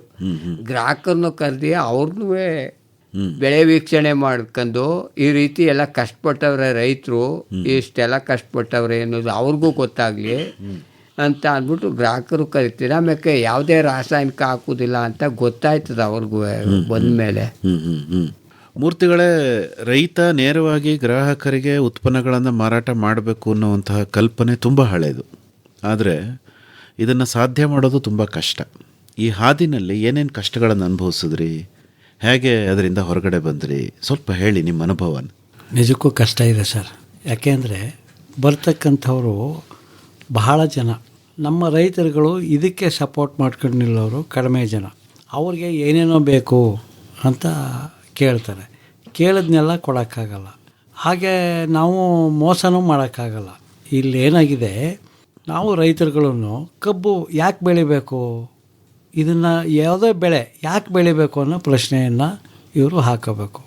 ಕಬ್ಬು ಬೆಳೆದು ಫ್ಯಾಕ್ಟ್ರಿಗೆ ಕೊಟ್ಟರೆ ಏನಾಗುತ್ತೆ, ಅದು ಯಾರಿಗೂ ಬೇಡದ ಸಕ್ಕರೆಯಾಗಿ ಒಂದು ಬೈ ಪ್ರಾಡಕ್ಟು ಸಕ್ಕರೆ ಅನ್ನೋದು ಕೂಡ ಈಚೆಗೆ ಬರುತ್ತೆ. ಅದು ಯಾರು ತಿಂತೀವಿ, ಮತ್ತು ನಾವು, ನಮ್ಮ ಮಕ್ಕಳು, ನಮ್ಮ ನೆಂಟರು, ಇಷ್ಟು ನಮ್ಮ ಸಮಾಜವೇ. ಇದು ಬೇಕೇ, ಬೆಳಿಬೇಕೆ. ಮತ್ತು ಮೊಲಾಸಿಸ್ ಆದದ್ದು ಏನಾಗುತ್ತೆ, ಹೆಂಡವಾಗುತ್ತೆ. ಅದ್ಯಾರು ಕುಡಿಯೋರು? 70% ರೈತರೇ ಇದ್ದೀರಿ ಅಂದಮೇಲೆ ನೀವುಗಳೇ ತಾನೇ ಕುಡಿಯೋರು. ನಿಮ್ಮ ಹೆಂಡತಿ ಮಕ್ಕಳಿಗೆ, ನಿಮ್ಮ ಕುಟುಂಬಕ್ಕೆ ಅಡ್ಡ ಪರಿಣಾಮ ಅದು. ಇದ್ರ ಬದಲು ನಾವು 150 ಟನ್ ಬೆಳೆಯೋದ್ರ ಬದಲು ಬರೀ 30-40 ಟನ್ ಬೆಳೆದು ಅದರಲ್ಲಿ ಪರಿಶುದ್ಧವಾದ ಬೆಲ್ಲವನ್ನು, 1 ವರ್ಷ ದೀರ್ಘಕಾಲ ಬಾಳಿಕೆ ಬರುತ್ತೆ ಆ ಬೆಲ್ಲ ಅಂತ ವಿಜ್ಞಾನ ಇದೆ, ನಮ್ಮ ಪೂರ್ವಿಕರು ಹೇಳ್ಕೊಟ್ಟಿರೋದು. ಅದನ್ನು ಬಳಸ್ಕೊಂಡು ಪರಿಶುದ್ಧವಾದ ಬೆಲ್ಲವನ್ನು ಮಾಡಬೇಕು. ಅವನು ರೈತ ಅಲ್ಲ. ನಾನು ಕೇಳಿದ್ದು ಗ್ರಾಹಕರಿಗೆ ನಿಮ್ಮ ಉತ್ಪನ್ನಗಳನ್ನು ಮಾರಾಟ ಮಾಡೋ ಸಂದರ್ಭದಲ್ಲಿ ಏನೇನು ಚಾಲೆಂಜಸ್ ಬಂತು ನಿಮಗೆ ಅಂತ. ಅದೇ ಇದನ್ನು ನಾವು ಮೊದಲು ನಮ್ಮ ಗ್ರೀಡ್ ಏನಿದೆ, ಆ ದುರಾಸೆಯನ್ನು ಕಡಿಮೆ ಮಾಡ್ಕೊಳ್ಳೋದೆ ಮೊದಲು ನಮಗೆ ಬರ್ತಕ್ಕಂಥ ಚಾಲೆಂಜು. ಪಕ್ಕದವನು 120 ಬೆಳೆದು ಬರೀ 40 ಬೆಳೆದ್ರೆ ಯಾರೂ ಒಪ್ಪಲ್ಲ. ಇಡೀ ಸಮಾಜ ತಿರಸ್ಕರಿಸುತ್ತೆ. ಹೆಂಡ್ತಿ ಮಕ್ಕಳಿಗೆಲ್ಲ ತಿರಸ್ಕಾರ ಬರುತ್ತೆ. ಫಸ್ಟು ಅದನ್ನು ನಾವು ಪ್ರತಿರೋಧ ಎದುರಿಸ್ಬೇಕಲ್ಲ ಸರ್. ಮನೆಯಲ್ಲೂ ಬರುತ್ತೆ, ಸಮಾಜದಲ್ಲೂ ಬರುತ್ತೆ. ಈ 40 ಕ್ವಿಂಟಾಲು ನಾವೇನು ಒಂದು 30-40 ಕ್ವಿಂಟಾಲ್ ಬೆಲ್ಲ ಏನು ಬೆಳಿತೀವಿ, ಅದು ಅತ್ಯಂತ ಪರಿಶುದ್ಧವಾಗಿರುತ್ತೆ. ಆ ಪರಿಶುದ್ಧತೆ ಅದನ್ನು ಅನುಭವಿಸಿದವರು ಅವ್ರು ಕೊಡೋ ಬೆಂಬಲ ಇದೆಯಲ್ಲ, ಅದನ್ನು ನಾವು ಹುಟ್ಟಾಕಬೇಕು. ಆಗ ಸಂತೋಷ ಕೊಡೋಕ್ಕೆ ಶುರುವಾಗುತ್ತೆ. ಹೀಗೆ ಈ ಪ್ರತಿರೋಧಗಳು ಮನೆಯಲ್ಲಿ ಮತ್ತು ಸಮಾಜದಲ್ಲಿ ಏನು ಉಂಟಾಗ್ತವೆ. ಒಳ್ಳೇದು ಮಾಡೋರಿಗೆ ಕಷ್ಟ ಸರ್, ಕೆಟ್ಟದ್ದು ಮಾಡೋದು ಭಾಳ ಸುಲಭ. ಅವ್ರಿಗೆ ಪ್ರತಿರೋಧವೇ ಇರೋದಿಲ್ಲ. ಯಾಕೆ, ಅವರು ಡೋಸ್ ಮಾಡ್ಕೊಂಡು ಹೋಯ್ತಿರ್ತಾರೆ. ಇಲ್ಲಿ ನಾವು ಸಣ್ಣದಾಗಿ ಸಣ್ಣ ಪ್ರಯತ್ನಗಳು, ನಿರಂತರತೆ ಬೇಕು. ಇದನ್ನೆಲ್ಲ ಮಾಡಿಕೊಂಡು ನಾವು ಈ ಥರ ಮಾಡುವಾಗ ನಮ್ಮದೇ ಆದ ಗಿರಾಕಿಗಳು ಹುಟ್ಕೋತಾ ಹೋಗ್ತಾರೆ. ಹೀಗಾಗಿ ನಾವು 8 ವರ್ಷದಿಂದ ಆ ಸಂತೆಯನ್ನು ಕಂಟಿನ್ಯೂ ಮಾಡ್ಕೊಂಬಂದಿದ್ದೀವಿ. ನಮ್ಮದೇ ಆದ ಗಿರಾಕಿಗಳು ಹುಟ್ಕೋತಾರೆ. ಅವ್ರಿಗಾಗಿ ಬೆಳಿಬೇಕು, ಯಾರಿಗಾಗಿ ಬೆಳಿತೀವಿ ಅನ್ನೋ ಸ್ಪಷ್ಟತೆ ನಮಗೆ ಬರುತ್ತೆ. ಅವ್ರಿಗೇನು ಬೇಕು ಅನ್ನೋದು ಗೊತ್ತಾಗುತ್ತೆ. ನಮ್ಮನ್ನು ನೇರ ಟಚ್ ಇರೋರು, ನಮ್ಮನ್ನು ಪ್ರೀತಿಸೋರು, ಅವ್ರನ್ನ ನೋಡಿದ್ರೆ ನಮಗೆ ಸಂತೋಷ, ನಮ್ಮನ್ನು ನೋಡಿದ್ರೆ ಅವ್ರಿಗೆ ಸಂತೋಷ. ಅಂಥವ್ರಿಗಾಗಿ ಏನು ಬೆಳ್ಕೊಡ್ತೀವಿ ಅನ್ನೋದು ಮುಖ್ಯ ಆಗ್ತಾ ಹೋಗುತ್ತೆ. ಶಂಕರಯ್ಯನವರೇ, ಈಗ ಒಂದು ಸಮಸ್ಯೆ ಏನು ಸಾಮಾನ್ಯವಾಗಿ ಸಾವಯವ ಮಾರುಕಟ್ಟೆನಲ್ಲಿ ಎದುರಿಸೋದು ಅಂತಂದರೆ, ಬಂದಂತಹ ಗ್ರಾಹಕರು ಒಂದು ಪ್ರಶ್ನೆ ಕೇಳ್ತಾರೆ, ಇದು ಸಾವಯವನೇ ಅಲ್ವೇ ಅಂತ ನಾನು ಹೆಂಗೆ ನಂಬಬೇಕು, ಇದಕ್ಕೇನಾದ್ರು ಸರ್ಟಿಫಿಕೇಶನ್ ಇದೆಯಾ? ಬೇಕಾದಷ್ಟು ಪ್ರಶ್ನೆಗಳು ಇದು ಹುಟ್ಟಾಕಂದವ್ರೆ. ನಾವು ಅವ್ರಿಗೆ ಕೆಲವರು ಹೇಳ್ದು, ನಮ್ಮ ಪ್ರಾಮಾಣಿಕತೆಯ ಪ್ರಶ್ನೆ ಮಾಡೋಕ್ಕೆ ಹೋಗಬೇಡಿ, ನಮ್ಮ ಪ್ರಾಮಾಣಿಕತೆ ಅಂತ ಮೊದಲು ಹೇಳ್ದು. ಅದು ಕೆಲವರು ನಂಬಲಿಲ್ಲ. ಕೆಲವರು ನಮ್ಮ ರೈತರುಗಳೇ ಓನಾಗಿ ಸರ್ಟಿಫಿಕೇಟ್ ಮಾಡಿಸ್ಕೊಂಡವ್ರು. ಆಗಲಿ ಒಂದು 20 ಜನ ಅಲ್ಲೇ ಸರ್ಟಿಫಿಕೇಟ್ ಮಾಡಿಸ್ಕೊಂಡವ್ರೆ. ಆ ಸರ್ಟಿಫಿಕೇಟ್ ತೋರಿದ ಮೇಲೆ ಎಷ್ಟೋ ಜನ ಮಾಡೋರು. ಆಮೇಲೆ ನಾವೊಂದು ಕಾರ್ಯಕ್ರಮ ಮಾಡೋದು ಚೆನ್ನಾಗೇ ಇರ್ಬೋದು. ನಾವು ಯಾವುದೇ ಒಂದು ಮಾಸಿಕತೆಯಲ್ಲಿ ಸಭೆ ಮಾಡಿರಿ ಗ್ರಾಹಕರನ್ನು ನಾವು ಇನ್ವೈಟ್ ಮಾಡ್ತಿದ್ದೋ. ಅಲ್ಲ, ಅದನ್ನು ಹೇಳಿದ್ರಿ. ಆದರೆ ಈಗ ತುಂಬ ಜನ ನಂಬದಲ್ಲೇ ಇರೋರು ಇರ್ತಾರೆ. ಈಗ ನಿಮ್ಮ ಸರ್ಟಿಫಿಕೇಟ್ ತೋರಿಸಿದ್ರು ಸರ್ಟಿಫಿಕೇಟ್ ನೀವು ಮಾಡಿಸ್ಕೊಂಡಿರ್ಬೋದು, ಆದರೆ ಈ ಬೆಳೆಗೆ ರಾಸಾಯನಿಕ ಹಾಕಿಲ್ಲ ಅನ್ನೋದು ಹೆಂಗೆ ಪರಿಚಯ, ಇದು ಸಾವಯವ ಉತ್ಪನ್ನ ಅಂತ ನಾನು ಹೆಂಗೆ ಗುರುತಿಸ್ಲಿ ಅಂತ ಕೇಳ್ತಾರೆ ಪ್ರಶ್ನೆ. ಅದಕ್ಕೆ ಜಮೀನು ಅವ್ರ ಗ್ರಾಹಕರು ಕರೆದು ನಾವು ಗ್ರಾಹಕರು ಜಮೀನಿಗೆ ನಾವು ಇನ್ವೈಟ್ ಮಾಡೋದು ನಮ್ಮ ಸಭೆಯಲ್ಲಿ. ನಾವು ಈ ಆಫೀಸಲ್ಲಿ ಕುಂತ್ಕೊಂಡು ನಮ್ಮ ಸಭೆ ನಡೆಸೋದಿಲ್ಲ, ತಿಂಗಳ ಸಭೆಯ ಜಮೀನುಗಳಲ್ಲಿ ನಡೆಸೋದು ನಾವು. ನೀವು ತಿಂಗಳು ಸಭೆನೂ ಮಾಡ್ತೀರಾ? ತಿಂಗಳು ಸಭೆ ಮಾಡಿದಾಗ ನಮಗೇನು ಉಪಯೋಗ ಆಯ್ತದೆ, ಗ್ರಾಹಕರು ಬಂದು ಅಲ್ಲಿ ಮೆಚ್ಕೋತಾರೆ ನಾವು ಮಾಡ್ತಾ ಇರ್ತ ಕಾರ್ಯವ. ಆಗ ನಮ್ಮ ಪ್ರಾಮಾಣಿಕತೆ ಅವರು ಪ್ರಶ್ನೆ ಮಾಡೋಕೆ ಹೋಗುದಿಲ್ಲ. ಅವರು ಬಂದವರು ಅಂದ್ರೆ ನಿಮ್ಮಲ್ಲಿ ಯಾರ್ಯಾರು ಬಂದು ಖರೀದಿ ಮಾಡ್ತಾರೋ ಗ್ರಾಹಕರು ಅವ್ರನ್ನೆಲ್ಲ ನಿಮ್ಮ ತಿಂಗಳ ಸಭೆ ಕರಿತೀವಿ. ಈಗ ಇನ್ನೊಬ್ರು ಬರೋ ಕಾಲಿಲ್ಲ ಗ್ರಾಹಕರು, ಇನ್ನೊಬ್ರು ನೋಡ್ಕೋಕೋದು ನಾವು ಅವ್ರು ಕಷ್ಟಪಟ್ಟು ಬೆಳೆದವ್ರೆ, ನಾನೇ ಹೋಗಿ ಖುದ್ದಾಗಿ ನೋಡೋನಿ ಅಂತ ಅವ್ರಿಗೆ ಹೇಳ್ತಾರೆ. 4 ಜನ ಕರ್ಕೊಬರ್ತಾರೆ ಹೊಸೊಬ್ರು. ಅವ್ರು ತಿಂದು ಆರೋಗ್ಯ ಸರೋದ್ಮೇಲೆ ಅವ್ರೇನು ಮಾಡೋರು, ಇನ್ನೊಬ್ರು 4 ಜನ ಕರ್ಕೊಬರ್ತಾರೆ. ಈಗ ನಮ್ಮ ಸಂಘದವ್ರಿಗೆ ಒಬ್ರಿಗೆ ಏನಾಗೋಗಿತ್ತು ಗೊತ್ತಾ, ನಡ ಏಟಾಗೋಗಿತ್ತು. ಅವ್ರಿಗೆ ಎಲ್ಲೇ ಹೋದ್ರೂ ಆಪ್ರೇಷನ್ ಮಾಡಬೇಕು ಅಂತ ಬಂದರು. ಕೊನೆಗೆ ನಮ್ಮ ಸಂಘಕ್ಕೆ ಸೇರ್ಸ್ಕೊಂಡ್ಮಲ್ಲ ನಾವು, ಸಿರಿಧಾನ್ಯ ಉಪಯೋಗಿಸಪ್ಪ, ನೀವು ಸರೈತೀಯ ನೀನು ಅಂತ ಸಿರಿಧಾನ್ಯ ಉಪಯೋಗಿಸೋಕ್ಕೆ ಸಲಹೆ ಮಾಡ್ದು ನಮ್ಮ ಸಂಘಕ್ಕೆ ಮೆಂಬರ್ಗೆ. ಅವನು 1,00,000 ರೂಪಾಯಿ ಖರ್ಚು ಮಾಡಿದ. ಮಡ್ರಾಸ್ಗೆ ಹೋಗಿ ಚೆನ್ನೈಗೆ ಹೋಗಿ ಅಲ್ಲೂ ತೋರಿಸ್ಕೊಂಬಂದಿದ್ದ. ಎಲ್ಲೋದ್ರೂ ಆಪ್ರೇಷನ್ ಮಾಡಬೇಕು ಅನ್ನೋದೇ ಬಂದಿತ್ತು. ಈಗ ಅದು ಒಂದು ಪವಾಡ ನಡೆದಂಗೆ ಆಯಿತು ಸಿರಿಧಾನ್ಯದಿಂದ ಒಂದು. ಈಗೆಲ್ಲ ಕೆಲಸನೂ ಮಾಡ್ತಾನೆ ಅಂತ ಇದು ಆಯಿತು ಅವ್ರಿಗೆ. ಮೂರ್ತಿಗಳೇ, ಈಗ ತಾವು ಈ ಸಮಸ್ಯೆನ ಎದುರಿಸ್ಲಿಲ್ವಾ? ಸಮಸ್ಯೆಗಳು ಅಂದರೆ ಸರ್, ಈಗ ಡೈರಿ ಹಾಲು ಕುಡಿದಿರ್ತಾರಲ್ಲ ಎಲ್ಲ, ಅವ್ರಿಗೆ ನಮ್ಮ ನಾಡಹಸುನ ಹಾಲು ಕುಡಿಸಿದಂಗೆ ಆ ಟೇಸ್ಟು ಗೊತ್ತಾಗೋಗುತ್ತೆ ಡಿಫ್ರೆನ್ಸ್ ಏನು ಅಂತ. ಅವ್ರು ಬಳಸಿರೋ ಅಕ್ಕಿಗೂ ನಮ್ಮ ಅಕ್ಕಿಗೂ ಫಸ್ಟು ನಾವು ನಮ್ಮ ಸಂತೆ ಕಾನ್ಸೆಪ್ಟ್ ಏನು ಅಂದರೆ ಸರ್, ಅರಿವು ಮೊದಲನೇದೇ ಅರಿವು, ಆಮೇಲೆ ಪ್ರದರ್ಶನ, ಕೊನೆಯದು ಮಾರಾಟ. ಈ ಅರಿವನ್ನು ನಾವು ಉಂಟು ಮಾಡ್ತೀವಲ್ಲ, ನಾವು ಶ್ರಮ ಪಡಬೇಕಾಗಿದೆ ಅದಕ್ಕೆ. ಹೀಗೆ ಇದು ಈ ಥರ ಅಂತೆಲ್ಲ ಹೇಳಿ, ಅದು ಯಾಕೆ ಇದು ಮೌಲ್ಯಯುತವಾದ್ದು, ಇದನ್ನು ಯಾಕೆ ಅವ್ರು ತಗೋಬೇಕಾಗುತ್ತೆ, ಹೇಗೆ ಬೆಳೆದಿದ್ದೀವಿ, ಇದನ್ನೆಲ್ಲ ಎಜುಕೇಟ್ ಮಾಡ್ತೀವಿ ನಾವು. ಅರಿವು ಉಂಟಾಯ್ತಿದ್ದಾಗೆ ಅವರು ಇನ್ನೊಂದು ಸ್ವಲ್ಪ ಮಾಮೂಲಿ ನೋಡೋದು ಬೇರೆ, ಕಣ್ಣು ಅರಳಿಸ್ಕೊಂಡು ನೋಡೋದು ಬೇರೆ. ಆಗ ಕಣ್ಣು ಅರಳಿಸ್ಕೊಂಡು ಕಿವಿ ಅರಳಿಸ್ಕೊಂಡು ಸ್ಪಷ್ಟವಾಗಿ ನೋಡ್ತಾರೆ. ನೋಡಾದ ನಂತರ ಅವ್ರಿಗೆ ಕನ್ವಿನ್ಸ್ ಆಗ್ತಾರೆ. ಆಗ ಬೇಕು ಅಂದವರು ಆ ಬೆಲೆ ಇದೆಲ್ಲ ಅವ್ರಿಗೆ ಇಷ್ಟ ಆದರೆ ಅವ್ರು ತಗೋತಾರೆ. ನಮ್ಮಲ್ಲೂ ಕಳ್ಳಾಟ ಆಡೋರಿದ್ರೆ ಅದು ರಿಜೆಕ್ಟ್ ಆಗ್ತಾರೆ, ಅವ್ರು ಪುನಃ ಬರಲ್ಲ. ಯಾರು ಪ್ರಾಮಾಣಿಕರೋ ಅವ್ರು ಮಾತ್ರ ಉಳ್ಕೊಳ್ಳೋಕ್ಕೆ ಸಾಧ್ಯ. 1-2 ಸಂತೆ 4 ಸಂತೆಯಲ್ಲಿ ಅವರ ಆಟ ಬಯಲಾಗುತ್ತೆ, ಅಂಥವ್ರು ಕಂಟಿನ್ಯೂ ಮಾಡೋಕ್ಕೆ ಸಾಧ್ಯವೇ ಇಲ್ಲ. ಆ ರೀತಿ ಆಗುತ್ತೆ. ಇಲ್ಲಿ ಜನಕ್ಕೆ ಗೊತ್ತಾಗೋಗಿದೆ. ಈಗ ಮೊದಲು ಶ್ರಮ ಇತ್ತು, ಈಗ ಅಷ್ಟೊಂದು ಶ್ರಮ ಇಲ್ಲ. ಒಬ್ಬರಿಂದ ಒಬ್ಬರು ಇಲ್ಲಿ ಸರ್ಟಿಫಿಕೇಟ್ ಬೈ ದಿ ಯೂನಿವರ್ಸಿಟಿ ಬೇರೆ, ಸರ್ಟಿಫೈ ಬೈ ದಿ ಯೂನಿವರ್ಸ್ ಬೇರೆ. ಈಗ ನಮ್ಮ ಸಂತೆ ಸರ್ಟಿಫೈ ಬೈ ದಿ ಯೂನಿವರ್ಸ್ ಅಂಥದ್ದು. ಜನ ತಂಪಾಡಕ್ಕೆ ತಾವೇ ಎಲ್ಲರಿಗೂ ಹೇಳ್ಕೊಂಡು ಅಲ್ಲಿ ಚೆನ್ನಾಗಿದೆ ಬನ್ನಿ ಅಂತ ಕರ್ಕೊಂಬರೋರು. ಈಗ ಅವ್ರ ಸರ್ಟಿಫಿಕೇಟ್ ಮೇಲೆ ನಡೀತಾ ಇದೆ ಒಂದು ವ್ಯವಸ್ಥೆ ಇದು. ಅಂದರೆ ಈಗ ರೈತರು ಸೇರ್ತಾರೆ, ಗ್ರಾಹಕರು ಸೇರ್ತಾರೆ, ಅದನ್ನು ನಿರ್ವಹಣೆ ಮಾಡುವಂಥ ಒಬ್ಬ ವ್ಯಕ್ತಿ ಇರಬೇಕಲ್ಲ, ಮೇಟಿ ಅಂತ ನಾವೇನು ಕರಿತೀವಲ್ಲ, ಆತನಿಗೆ ಯಾವುದೋ ಒಂದು ಸಂದರ್ಭದಲ್ಲಿ ಬೇಜಾರು ಬಂದ್ಬಿಡುತ್ತೆ. ಅಯ್ಯೋ ಇದೇನು ಥ್ಯಾಂಕ್ಲೆಸ್ ಜಾಬ್ ಇದು, ಇಷ್ಟೊಂದೆಲ್ಲ ಯಾಕೆ ನಾನು ಕಷ್ಟಪಡಬೇಕು ಅಂತ. ಅಂದರೆ ಆ ಒಂದು ವ್ಯವಸ್ಥೆ ನಡ್ಕೊಂಡು ಹೋಗೋ ಥರ ಹೇಗೆ ಮಾಡ್ತೀರಿ ಅಂತ ನೋಡಿ. ಅಲ್ಲಿ ನಾವೇನು ಮಾಡಿದ್ದೀವಿ, ಭಾಳ ಒಬ್ರಿಗೊಬ್ಬರು ಡೆಮಾಕ್ರೆಟಿಕ್ ಆಗಿದ್ದೀವಿ. ಯಾವನೂ ಅಲ್ಲಿ ಬಾಸ್ ಅಂತಂತಿಲ್ಲ ನಮ್ಮ ಸಂತೆಯಲ್ಲಿ. ರೂಲೀಸು ಪೊಲೀಸು ಆ ಥರದ ವ್ಯವಸ್ಥೆ ಎಲ್ಲ. ಒಬ್ರಿಗೊಬ್ಬರಿಗೆ ತಿಳುವಳಿಕೆ. ಈ ತಿಳುವಳಿಕೆ ಬಲ ಅಂದರೆ ಸರ್ ಬಹಳ ಅದ್ಭುತವಾದ್ದು. ಆ ತಿಳುವಳಿಕೆ ಬಲದಿಂದ ನಾವೆಲ್ಲ ಸಹೋದರ ರೀತಿ ಇದ್ದೀವಿ. ಈ ವರ್ಷ ಒಬ್ಬರಿಗೆ ನಾವು ಎಲ್ಲ ಅಕೌಂಟ್ಸ್ ಮೇಂಟೈನ್ ಮಾಡೋದು, ಇದನ್ನು ತರಿಸಿಡೋದು, ಚೇರ್ಗಳು ಟೇಬಲ್ಗಳು ಇದನ್ನೆಲ್ಲ, ಮತ್ತು ಕಸ ಗುಡಿಸೋದು, ಒದ್ದೆ ಒರೆಸೋದು ಎಲ್ಲ ಒಬ್ಬರು ಜವಾಬ್ದಾರಿ, ಒಂದೊಂದು ಡಿವಿಷನ್ನು. ಈ ವರ್ಷ ಇವ್ರು ಮಾಡೋದನ್ನು ಮತ್ತೆ ಚೇಂಜ್ ಮಾಡ್ತೀವಿ ಬೇರೆಯವ್ರಿಗೆ. ಹಣಕಾಸು ನಿರ್ವಹಣೆ ಇನ್ನೊಬ್ಬನಿಗೆ ಚೇಂಜ್ ಆಗುತ್ತೆ. ಆ ಥರ ಮಾಡ್ಕೊಂಡು ನಾವು ಎಲ್ಲ ಒಬ್ಬರಿಗೊಬ್ಬರಿಗೆ ಸರ್ ಇಲ್ಲಿ ತನಕ ಸಣ್ಣ ಇರುಸು ಮುರುಸು ಉಂಟಾಗದೆ ರೀತಿ ನಡೆದಿದೆ. ಅಲ್ಲ, ಈಗ ಒಂದು ಉತ್ಪನ್ನನೇ 4 ಜನ ತಂದಿರ್ತಾರೆ ಅಂತ ಇಟ್ಕೊಳ್ಳಿ. ಈಗ ಒಬ್ರದ್ದು ಮಾರಾಟ ಆಗ್ತಿರುತ್ತೆ, ಇನ್ನು 4 ಜನದ ಮಾರಾಟ ಆಗಲ್ಲ. ಅಂಥ ಸಮಯದಲ್ಲಿ ಏನು ಮಾಡ್ತೀರಿ? ಭಾಳ ಅದು ಸಂತೋಷ ಪಡಬೇಕಾದ ವಿಚಾರ. ಅವ್ರಿಗೆಲ್ಲ ಎಜುಕೇಟ್ ಮಾಡಿದ್ದೀವಿ ನಾವು. ಏನು ಅವನಿಗಿಂತ ಕ್ವಾಲಿಟಿ ನೀ ಯಾಕೆ ಜಾಸ್ತಿ ಮಾಡಬಾರ್ದು, ಆ ಕಾಂಪಿಟಿಷನ್ ಇಲ್ಲ ಅಂದರೆ ಹೋಯ್ತು ಅಂತಲೇ ಅರ್ಥ. ಆ ಕಾಂಪಿಟಿಷನ್ ಬೇಕು ಸರ್. ಆವಾಗ ಏನಾಗುತ್ತೆ, ಅವ ತಂದು ಮಾರ್ಕೋತಾ ಇದ್ದಾನೆ, ಅವನಿಗಿಂತ ಚೆನ್ನಾಗಿ ನಾನು ಬೆಳೆದು ಕೊಡಬೇಕು. ಆಗ ಜನ ನನ್ನ ಹತ್ರ ತಗೋತಾರೆ. ಬರೀ ಸುಮ್ಮನೆ ತಗೊಂಡು ಹೊಟ್ಟೋಗಲ್ಲ, ಅವನನ್ನು ಪ್ರೀತಿಸೋಕ್ಕೆ ಶುರು ಮಾಡ್ತಾರೆ, ಚೆನ್ನಾಗಿರತ್ತು ತಂದು ಕೊಟ್ಟಿದ್ದಾನೆ ಅಂತ. ಆ ಪ್ರೀತಿ ಅದು ವಿಶೇಷವಾದ ಒಂದು ಗೊತ್ತಿಲ್ಲದೆ ಇರೋ ರೀತಿ. ಈಗ ಗ್ರಾವಿಟಿ ಎಲ್ಲಿ ತೋರ್ಸೋಕ್ಕೆ ಸಾಧ್ಯ? ಗ್ರಾವಿಟಿಯನ್ನು ನೇರ, ಪ್ರೀತಿಯನ್ನು ಹಾಗೆ ನೇರ ತೋರ್ಸೋಕ್ಕೆ ಸಾಧ್ಯ. ಅದರ ಪರಿಣಾಮವೇ ಬೇರೆ, ಬಹಳ ಅದ್ಭುತ ಅದು. ಶಂಕರಯ್ಯನವರೇ, ತಾವು ಒಂದು ವಿಚಾರ ಹೇಳಿದ್ರಿ. ಅಂದರೆ ಈಗ ನೀವು ಗ್ರಾಹಕರ ಜೊತೆ ಮಾತಾಡ್ತೀರಿ, ಗ್ರಾಹಕರಿಗೆ ಏನು ಬೇಕು ಅನ್ನೋದನ್ನು ನೀವು ರೈತರುಗಳಿಗೆ ಹೇಳಿ ಅದನ್ನು ಬೆಳೆಸಿ ಅವರಿಗೆ ಕೊಡೋ ಪ್ರಯತ್ನ ಮಾಡ್ತೀವಿ ಅಂತ. ಅಂದರೆ ಇದನ್ನು ನಾವು ಪ್ರೊಡಕ್ಷನ್ ಪ್ಲ್ಯಾನಿಂಗ್ ಅಂತ ಅನ್ಬೋದು.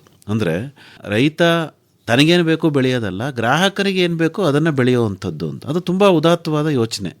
ಆದರೆ ನೀವು ಹೇಳಿದ್ದನ್ನು ಬೆಳೆಯೋಕೆ ರೈತ ಒಪ್ತಾನ? ರೈತ ಒಪ್ತಾನೆ. ಹಾಂ, ಒಪ್ತಾನೆ. ಅಲ್ಲ ಕಾರಣ ನನ್ನ ಕೈಲಿ ಅದು ಬೆಳೆಯೋಕ್ಕಾಗೋದಿಲ್ಲ, ಬೇರೆಯವ್ರಿಗೆ ಹೇಳು ನಾನು ಇದನ್ನೇ ಬೆಳಿತೀನಿ. ಭೂಮಿ ನೋಡ್ಕೊಂಡು ಅವ್ರ ಭೂಮಿ, ಎಲ್ಲಾರ ಭೂಮಿನೂ ನಮ್ಮ ಸಂಘದ ಸದಸ್ಯರ ಭೂಮಿ ಯಾವ್ಯಾವುದು ಅಂತ ನೋಡೇವಲ್ಲ ನಾವು. ಭೂಮಿಲಿ ಏನೇನು ಬೆಳೀತದೆ ಅಂತ ನಮಗೆ ಗೊತ್ತಾಯ್ತದೆ. ಈಗ ಅತಿ ಶೀತದ ಭೂಮಿಲಿ ಸೊಪ್ಪು ತರಕಾರಿ ಹಾಕೋಕ್ಕಾಗೋದಿಲ್ಲ. ಸುಮಾರು ಶೀತ ಇದ್ದರೆ ಬೆಡ್ ಮಾಡ್ಕೊಂಡು ಬೆಳೆಯಪ್ಪ, ಏರ್ ಮಡಿ ಮಾಡ್ಕೊಂಡು ಬೆಳಿ, ನೀನು ಬೆಳಿಬೋದು, ಬಸ್ ಕಾಲುವೆ ಮಾಡ್ಕೊಂಡು ಅಂತ ಹೇಳ್ತೀವಿ. ಅಲ್ಲ, ನಾನು ಯಾಕೆ ಪ್ರಶ್ನೆ ಕೇಳ್ತಿದ್ದೀನಿ ಅಂದರೆ, ಈಗ ಉದಾಹರಣೆಗೆ ಟೊಮೆಟೊ 100 ರೂಪಾಯಿ kg ಇದೆ. ಪ್ರತಿಯೊಬ್ಬರಿಗೂ ಟೊಮೆಟೊ ಬೆಳೆಯೋ ಆಸೆ. ನೀನು ಟೊಮೆಟೊ ಬೆಳಿಬೇಡಪ್ಪ, ಮೂಲಂಗಿ ಬೆಳಿ ಅಂದ್ರೆ ಅವ್ನು ಕೇಳ್ತಾನ? ಈಗ ನಮ್ಮ ಒಂದು ಕಾನ್ಸೆಪ್ಟು ಅಂದರೆ ಟೊಮೊಟೊಗಿಂತ ಮೂಲಂಗಿ ಒಳ್ಳೆಯದು ಆರೋಗ್ಯಕ್ಕೆ ಅಂತ ನಾವು. ಅಲ್ಲ, ಅದು ಬೇರೆ. ಅಲ್ಲ ನಾವು ಆರೋಗ್ಯಕ್ಕೆ ಒಳ್ಳೆಯದು ಬೆಳಿಬೇಕು ಜಾಸ್ತಿ. ಈಗ ನಮ್ಮ ಟೊಮೊಟೊ ತಗೋತೀನಿ ಅಂದರೆ ಟೊಮೊಟೊದಿಂದ ಕೆಟ್ಟದ್ದು ಕಣಪ್ಪ, ನೀವು ಹುಣಸೆ ಹುಳಿ ಹಾಕೊಂಡು ಮಾಡುವಂಥ ಅಂತಿಮ ಗ್ರಾಹಕರಿಗೆ ಹೇಳ್ತೀವಿ, ತಿಳಿಯ. ನಾನು ಉದಾಹರಣೆಯಾಗಿ ಟೊಮೆಟೊ ಕೊಟ್ಟೆ. ಈಗ ಯಾವುದೋ ಒಂದು ಬೆಳೆಗೆ ರೇಟ್ ಜಾಸ್ತಿ ಇದೆ, ಪ್ರತಿಯೊಬ್ಬರಿಗೂ ಅದನ್ನು ಬೆಳಿಬೇಕು ಅನ್ನೋ ಆಸೆ ಇರುತ್ತೆ. ಆದರೆ ನೀವು ಅದನ್ನು ಬೆಳಿಬೇಡಪ್ಪ, ನೀನು ಇದನ್ನು ಬೆಳಿ, ನೀನು ಅದನ್ನು ಬೆಳಿ, ನೀನು ಅದನ್ನು ಬೆಳಿ ಅಂತ ಈ ಥರ ಹಂಚಿದಾಗ ಅವರಿಗೆ ಬೇಸರ ಆದರೆ ಅದನ್ನು ಹೇಗೆ ಪರಿಹರಿಸ್ತೀರಿ? ಇಲ್ಲ, ಬೇಸರ ಆಗೋದಿಲ್ಲ. ಈಗ ಯಾಕೆ ಅಂತ ಅಂದರೆ ಅವ್ರು ಏನೇನು ವಹಿಸ್ಕೊಂಡಿರ್ತಾರೆ, ಫಸ್ಟು ಏನೇನು ವಹಿಸ್ಕೊಂಡಿರ್ತಾರೆ ಅದು ತರಬೇಕು ಮಾರ್ಕೆಟ್ಗೆ. ಅವ್ರ ಮಾರ್ಕೆಟಿಗೆ ತರಲಿಲ್ಲ, ನನ್ನ ತಾವು ಈ ಉತ್ಪನ್ನ ಇಲ್ಲ ಅಂತ ಗ್ರೂಪ್ಗೆ ಹಾಕ್ತಾರೆ. ಆಗ ಆ ಗ್ರೂಪಿಂದ ಇನ್ನೊಬ್ರಿಗೆ ನಾವು ಇಂಥವ್ರು ಬೆಳೆದು ಇಂಥವ್ರು ತರೋದಿಲ್ಲ, ಅದ ನೀವು ತಗೋಬಪ್ಪ ಈ ವಾರ ಅಂತ ಹೇಳ್ತೀವಿ. ಹಂಗೆ ಫೋನಿನಲ್ಲಿ ಮಾತಾಡ್ಕೊಂಡು ಗ್ರೂಪ್ಗೆ ಹಾಕ್ಕೊಂಡು ಮಾಡ್ತೀವಿ. ಮತ್ತು ಈ ವಾರ ಸಂತೆಯಲ್ಲಿ ಇಂಥದ್ದು ಸಿಗ್ತದೆ ಅಂತ ಗ್ರಾಹಕರಿಗೆ ಮುಂದಾಗ ಹಾಕ್ತೀವಿ ನಾವು. ಅಂದರೆ ಒಂದು ಎಲೆಕ್ಟ್ರಾನಿಕ್ ವ್ಯವಸ್ಥೆ ಗ್ರೂಪ್ಗೆ ಹಾಕ್ಬಿಡ್ತೀವಿ. ಗ್ರೂಪ್ಗೆ ಹಾಕಿದಾಗ ಇವತ್ತು ಇಂಥ ಸಾಮಾನು ಸಿಗ್ತದೆ ಸಂತೆಲಿ ಅಂದ್ಬಿಟ್ಟು ಬೇಗ ಬಂದು ತಗೋತಾರೆ. ಅದು ಅಲ್ಲದೆ ನಾವು ಏನು ಮಾಡ್ತೀವಿ, ಹಳೆ ಗಿರಾಕಿ ನಮ್ಗೆ ಯಾವಾಗಲೂ ಮಾಮೂಲಿ ಚೌಕಾಸಿ ಮಾಡ್ದೇನೆ ತಗೋತಾರಲ್ಲ, ಅವ್ರಿಗೆ ಮುಚ್ಚಿಟ್ಕೊತೀವಿ ನಾವು ಸಾಮಾನುಗಳ. ಮುಚ್ಚಿಟ್ಕೊಂಡು ಕೊಡ್ತೀವಿ ಅವ್ರಿಗೆ. ಯಾಕೆ ಅವರು ನಮಗೆ ಬೇಕು, ನಮಗೆ ಮುಂದೆ ತಂದೋರೆ ಅವರು. ಸಾವಯವ ಕೃಷಿ ಉತ್ಪನ್ನ ತಕ್ಕಂಡು ನಮ್ಗೆ ಎನ್ಕರೇಜ್ ಕೊಟ್ಟವ್ರೆ ಅವರು. ಅವ್ರಿಗೆ ಬಿಟ್ಬಿಟ್ಟು ನಾವು ಬೇರೆಯವ್ರಿಗೆ ಕೊಟ್ಟರೆ ಆಗೋದಿಲ್ಲ. ಈಗ ನಂಗೆ ಹೇಳ್ಬಿಟ್ರಲ್ಲ, ಈಗ ಅವ್ರು ಕೇಳ್ತಾರೆ ಎಲ್ರೂ, ಮುಚ್ಚಿಟ್ಕೊಂಡಿರೋದೇ ಕೊಡಿ, ಇಲ್ಲ ಅಂತ ಯಾಕಂತೀರಾ ಅಂತಂದ್ರೆ ಏನು ಮಾಡ್ತೀರಿ? ಇಲ್ಲ, ಮುಚ್ಚಿಟ್ಕೊಂಡಿರೋದು ಈಗ ಆಲೇ ಅವ್ರಿಗೆ ಬುಕ್ ಆಗೋಗದೆ ಅಂತ ಹೇಳ್ಬಿಡ್ತೀವಿ ನಾವು. ಬುಕ್ ಆಗೋಗದೆ, ಅವ್ರು ಆಲೇ ಬುಕ್ ಮಾಡ್ಬಿಟ್ಟು ದುಡ್ಡು ಕೊಟ್ಬಿಟ್ಟವ್ರೆ ಅಂತ ಹೇಳ್ಬಿಡ್ತೀವಿ. ಓಕೆ, ಈಗ ನೀವು ಈ ವ್ಯವಸ್ಥೆ ಮಾಡಿರೋದ್ರಿಂದ ಗ್ರಾಹಕರು ನಿಮಗೆ ಮುಂಚೆನೆ ನನಗೆ ಅಡ್ವಾನ್ಸ್ ಆಗಿ ಇಂತಿಂಥದ್ದು ಬೇಕು ಬೆಳ್ಕೊಡಿ ಅಂತ ಕೇಳೋವಂತಹ ಡಿಮ್ಯಾಂಡ್ ಏನಾದರೂ ಬರ್ತಾ ಇದೆಯಾ? ಬರ್ತಾ ಇದ್ದು, ಅದಷ್ಟೇ ಇನ್ನೂ ಪೂರೈಸೋ ಕಾಯ್ತಾ ಇಲ್ಲ. ಯಾಕೆ ಅಂತ ಅಂದರೆ ಈ ಸಾರಿ ಪೂರೈಸುವ ಅಂದ್ಬಿಟ್ಟು ಹಾಕೊಂಡು ಮಳೆಗಾಲ ತೊಂದರೆ ಆಗೋಯ್ತು, ನೀರಿಂದು ತೊಂದರೆ ಆಗೋಯ್ತು. ಅದರಿಂದ ಪೂರೈಸೋ ಕಾಯ್ತಾ ಇಲ್ಲ ಮಾತ್ರ. ಈಗ ಅತಿ ಮಳೆ ಆಗೋದ್ರೆ ಸೊಪ್ಪು ತರಕಾರಿ ಜಾಸ್ತಿ ಬರೋದಿಲ್ಲ, ಆಗ ಪೂರೈಕೆ ಕಡಿಮೆ ಆಯ್ತದೆ. ತರಕಾರಿ ಇದ್ರಲ್ಲಿ ಮಾತ್ರ ನಾವು ಗ್ರಾಹಕರಿಗೆ ಆಗುವಷ್ಟು ಪೂರೈಸೋಕ್ಕೆ ಕಷ್ಟ ಆಯ್ತಾ ಇದೆ. ಮೂರ್ತಿಗಳೇ, ಈಗ ಒಬ್ಬ ಗ್ರಾಹಕನಿಗೆ ಎಲ್ಲವೂ ಬೇಕು.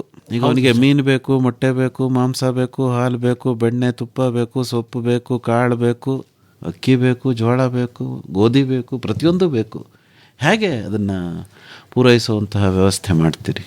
ನಮ್ಮದು ಬರೀ ತರಕಾರಿ ಸೊಪ್ಪುಗಳ ಸಂತೆ ಅಷ್ಟೇನಾ? ಅಷ್ಟೇ. ಎಲ್ಲೋ ಅಪರೂಪಕ್ಕೊಮ್ಮೊಮ್ಮೆ ಮೊಟ್ಟೆಯನ್ನು ಮಾರಾಟ ಮಾಡ್ತೀವಿ ಅಲ್ಲಿ. ನಾವು ಮಾರೋ ಮೊಟ್ಟೆ ಅಂತಂದರೆ ಕೋಳಿಗಳು ಓಡಾಡ್ಕೊಂಡು ಮೇಯಬೇಕು, ಅವುಗಳು ಮೊಟ್ಟೆ ಹಾಕಬೇಕು, ಅಂಥವುಗಳು ಮಾತ್ರ. ಬೇರೆ ಮಾಮೂಲಿ ರೀತಿಯ ಇದು ನಮ್ಮಲ್ಲಿ ಲಭ್ಯ ಇಲ್ಲ. ಮೊಟ್ಟೆ ಬಿಟ್ಟರೆ ಆಲ್ಮೋಸ್ಟ್ ಇನ್ನು ನಾನ್ ವೆಜ್ ಐಟಮ್ಸ್ಗಳು ಏನು ನಮ್ಮ ಸಂತೆಯಲ್ಲಿಲ್ಲ. ಇವೆಲ್ಲ ಬರೀ ಸೊಪ್ಪು ತರಕಾರಿಗಳು, ಹಣ್ಣು ಹಂಪಲುಗಳು ಇಂಥದ್ದೇ ನಾವು ಮಾರ್ತೀವಿ. ಈಗ ನಮ್ಮ ಚಾಮರಾಜನಗರ ಸಂತೆ ಸೋಮವಾರ 3:30 ಶುರುವಾಗುತ್ತೆ, 3:30 4 ಗಂಟೆಗೆ. 5:30 ಏನೂ ಇರಲ್ಲ ಅಲ್ಲಿ. ಖಂಡಿತವಾಗಿ 4:15 ಮೇಲೆ ಬಂದವರು ನಿರಾಶರಾಗಿ ಹೋಗಲೇಬೇಕು. ಬೇಕಾದ್ದೆಲ್ಲ ಸಿಕ್ಕದೇ ಇಲ್ಲ. ಯಾರು ಫಸ್ಟ್ ಬರ್ತಾರೋ ಅವ್ರಿಗೆ, ಏನು ಬೇಗ ತಗೋತಾರೋ ಅವ್ರಿಗೆ, ಆ ಥರ ಆಗ್ತಾಯಿದೆ. ಆದರೆ ಜಾಸ್ತಿ ಬೆಳೆಯೋಕ್ಕೆ ಸಾಧ್ಯವಿಲ್ವೇ? ಬೆಳಿಬೋದು. ಇನ್ನೊಂದಷ್ಟು ಜನ ರೈತರು ಅಂದರೆ ನಾವು ಅಲ್ಲಿ ಏನು ಮಾಡಿದ್ದೀವಿ, ಬೆಲೆ ನಿಯಂತ್ರಣ. ಈ ಮಧ್ಯವರ್ತಿಗಳಿಗೆ ಏನು ಕೊಡಬೇಕೋ ಅದು ಇಲ್ಲ, ಅದನ್ನು ಇವರೇ ತಗೋಬೇಕು. ಅದಕ್ಕಿಂತ ಜಾಸ್ತಿ ಇಡೋಂಗಿಲ್ಲ. ಮಾಮೂಲಿ ಮಾರ್ಕೆಟಿಗಿಂತ ನಾವು ರೇಟು ಏನು ಜಾಸ್ತಿ ಇಟ್ಕೊಳ್ಳಲ್ಲ. ಆ ಮಧ್ಯವರ್ತಿಗಳಿಗೆ ಹೋಗೋದೇ ನಮಗೆ ಸಿಗುತ್ತಲ್ಲ. ಒಟ್ಟಾರೆ ಎಲ್ಲೂ ಆದಷ್ಟು ಈ ದುರಾಸೆ ಇಲ್ಲದೇ ಇರೋ ರೀತಿ. ಯಾಕೆ ಒಳ್ಳೇದು ಬೆಳೆದು ಒಳ್ಳೇದು ತಿಂದಮೇಲೆ ಒಳ್ಳೆ ಪರಿಣಾಮ ನಮಗೂ ಆಗಬೇಕಲ್ಲ ಸರ್. ಗ್ರಾಹಕನ ಮನಸ್ಸಿನಲ್ಲಿ ಅದೊಂದು ಭಾವನೆ ಇದೆ, ಅಂದರೆ ಸಾವಯವ ಉತ್ಪನ್ನಗಳಿಗೆ ಬೆಲೆ ಜಾಸ್ತಿ ಅಂತ. ಅದನ್ನು ಹೋಗಲಾಡಿಸೋ ಪ್ರಯತ್ನ ಏನು ಮಾಡ್ತಾ ಇದ್ದೀರಿ? ಅದೇ ಅವ್ರು ಬಂದು ನೋಡಬೇಕು ಸರ್, ಅರಿವನ್ನು ಉಂಟು ಮಾಡ್ಕೊಳ್ಳೋದೇ ಮೊದಲನೇದು. ಅಂದರೆ ನಿಮ್ಮದು ರೇಟ್ ಜಾಸ್ತಿ ಇರುತ್ತೋ ಜಾಸ್ತಿ ಇರಲ್ವೋ? ಜಾಸ್ತಿ ಇರಲ್ಲ. ಯಾಕೆಂದರೆ ನಾವು ಈಗ ಕಡಲೆಕಾಯಿ ಎಣ್ಣೆ ಮಾಡ್ತೀವಿ. ಆ ಹಿಂಡಿಯನ್ನು ಪ್ರಯತ್ನ ಮಾಡಿ ಮಾರಾಟ ಮಾಡಿ ದನಗಳಿಗೆ ಅವಕ್ಕೆ ಬೇರೆ ಇದು ಮಾಡ್ಕೊಳ್ಳಿ ಅಂತ ಅದರ ರೇಟ್ನೂ ಕೂಡ ನಾವು ಕಡಿಮೆ ಹಾಕಿ ಕೊಡ್ತಾಯಿದ್ದೀವಿ. ಈ ಥರ ವ್ಯವಸ್ಥೆಗಳನ್ನ ಯಾಕೆಂದರೆ ನಾವು ನಿರಂತರತೆಯನ್ನು ಕಾಪಾಡ್ಕೋಬೇಕಾದಾಗ ಅಲ್ಲಿ ಭಾಳ ಸುಳ್ಳು ಮೋಸಗಳು ನಡೆಯಲ್ಲ. ಕಂಪ್ನಿಗಳ ವ್ಯವಹಾರ ಬೇರೆ, ಇಲ್ಲಿ ಒಬ್ರಿಗೊಬ್ರು ಪ್ರೀತಿ ಶುರುವಾಗೋಗುತ್ತಲ್ಲ, ಈಗ ಬಾಂಧವ್ಯ ಉಟ್ಕೋತದೆ. ಮೋಸ ಮಾಡೋಕ್ಕೆ ಯಾರಿಗೂ ಮನಸ್ಸು ಬರಲ್ಲ. ಅವರು ಅಷ್ಟೇ ಜಾಸ್ತಿ ತಕರಾರೇನು ಮಾಡಲ್ಲ. ಬಂದಂತಹ ಆದಾಯ ಏನಿದೆಯಲ್ಲ ಅದನ್ನು ನೀವು ರೈತರುಗಳು ಹಂಚ್ಕೊಳ್ಳೋದು ಸರಿ, ಆದರೆ ನಿಮ್ಮ ಸಂಘಕ್ಕೆ ಏನು ಆದಾಯ? ನಮಗೆ ಇಲ್ಲಿವರೆಗೆ ನಮ್ಮ ಸಂಘಕ್ಕೇನು ಆದಾಯ ಹುಟ್ಟಾಕಲಿಲ್ಲ ಹೊಸದಾಗಿ. ಏಕೆ ಸಂಘಕ್ಕೆ ನಮ್ಮ ಸಂತೆ ಅಲ್ದೇ ಬೇರೆ ಅಂಗಡಿ ಅದಲ್ಲ, ಅಂಗಡಿಗೆ ಕೊಡ್ತಾರಲ್ಲ ಸಾಮಾನ, ಅವ್ರಿಗೆ ಚೆಕ್ ಮೂಲಕ ದುಡ್ಡು ಕೊಟ್ಬಿಡ್ತೀವಿ ನಾವು. ಅವರು ಮಾರಾಟ ಮಾಡಿದವರು ಬ್ಯಾಂಕ್ಗೆ ನಮ್ಮ ಖಾತೆಗೆ ದುಡ್ಡು ಹಾಕ್ತಾರೆ. ಅಲ್ಲ ಶಂಕರಯ್ಯನವರೇ, ಈಗ ನೀವೊಂದು ವ್ಯವಸ್ಥೆ ನಡೆಸ್ತಾ ಇದ್ದೀರಾ, ಅದು ನಡ್ಕೊಂಡು ಹೋಗ್ಬೇಕು ಅಂತಂದ್ರೆ ಈಗ ಅಂಗಡಿ ಇಟ್ರಿ ಅಂತಂದ್ರೆ ಅದನ್ನ ನೋಡಕ್ಕೊಬ್ಬ ಹುಡುಗ ಬೇಕಾ, ಲೆಕ್ಕ ಬರೆಯೋಕೊಂದು ಹುಡುಗಿ ಬೇಕಾ, ತೂಕ ಕೊಡಕ್ಕೆ ಇನ್ನೊಬ್ಬ ಬೇಕಾ? ಇಷ್ಟು ಕೆಲಸ ಒಬ್ಬನೇ ಮಾಡ್ತೀನಿ ಅಂತಂದ್ರೂ ಅವನಿಗೂ ಸಂಬಳ ಕೊಡ್ಬೇಕಲ್ವಾ? ಈಗ ಅದನ್ನ ಯಾವ ಆದಾಯದಲ್ಲಿ ಮಾಡ್ತೀರಿ? ಸಂಬಳ ಕೊಟ್ಟು ಮಾಡಿ 1 ವರ್ಷ ಇದು ಮಾಡ್ದೋ, ಅದರಿಂದ ಒಬ್ಬರು ನಮಗೆ ಪ್ರಾಮಾಣಿಕತೆ ಕಡಿಮೆ ಆಯಿತು ಅದರಲ್ಲಿ. ಅದರಿಂದ ನಾವು ಏನು ಮಾಡಿಬಿಟ್ಟು ಅವ್ರಿಗೆ ವಹಿಸ್ಬಿಟ್ಟು ತಿಂಗಳಿಗೆ ಇಷ್ಟು ದುಡ್ಡು ಕೊಡ್ಬೇಕು ಕಣಪ್ಪ, ನಿಂದೇ ಆದಾಯ ನಷ್ಟ ಎಲ್ಲ ಅಂದ್ಬಿಟ್ಟು ಹಾಗೆ ಮಾಡಿಬಿಟ್ಟು ನಾವು ಯಾವತ್ತು ರೈತರ ತಾವು ಹೇಳ್ತೀವಿ ಆ ರೈತರ ತಾವೇ ನೀವು ಉತ್ಪನ್ನ ತಗೋಬೇಕು. ನಾವೇನು ರೇಟ್ ಹೇಳ್ತೀವಿ ಆ ರೇಟ್ಗೆ ಕೊಡಬೇಕು. ನೀವು ಮಾರಾಟ ಮಾಡೋದು ಅದೇ ರೇಟ್ಗೆ ಒಪ್ಪಂದ ಮಾಡ್ಕೊಂಡು. ನಿರ್ವಹಣೆ ಹೆಂಗೆ ಮಾಡ್ತೀರಿ? ನೀವೇನು ಸದಾ ಕೂತಿರಲ್ವಲ್ಲ 24 ಗಂಟೆಯಲ್ಲಿ? ಅದೇ ಈಗ ತಿಂಗಳಲ್ಲಿ ಅವನು ಅದ್ರ ಮೇಲೆ ಅವನು ನಿಯಂತ್ರಣ ಇಲ್ಲ. ನಮಗೆ ಸಾಮಾನು ಎಷ್ಟನಾರು ತಗೋಬೋದು, ಅವನು ಮಾರ್ಬೋದಲ್ಲ, ಮಾರ್ಬೋದು ರೇಟ್ಗೆ. ರೇಟ್ಗೆ ನಾವು ಹೇಳಿದ ರೇಟ್ಗೆ ಮಾರಬೇಕು ಅವನು. ಅಲ್ಲ ಜಾಸ್ತಿ ಮಾರಿದ್ರೆ ಏನು ಮಾಡ್ತೀರಿ? ಇಲ್ಲ, ಮಾರೋಕ್ಕಾಗೋದಿಲ್ಲ. ಅವನು ಏನು ಫಿಕ್ಸ್ ಮಾಡಿರ್ತೀವಿ ಅಲ್ಲೆಲ್ಲ ಉತ್ಪನ್ನ ತಾವು ಕೆಜಿಗೆ ಇಷ್ಟು ಅಂತ ಬರ್ದು ಹಾಕ್ಸ್ಬಿಟ್ಟಿರ್ತೀವಿ. ಓಹೋ, ಹಂಗೆ ಎಲ್ಲಾದ್ರ ಮೇಲೆ ಅಂಟಿಸ್ಬಿಟ್ಟಿರ್ತೀವಿ. ಅಂಟಿಸ್ಬಿಡ್ತೀವಿ. ಈಗ ಸ್ಟಿಕ್ಕರ್ನು ಮಾಡಿಬಿಟ್ಟವೆ.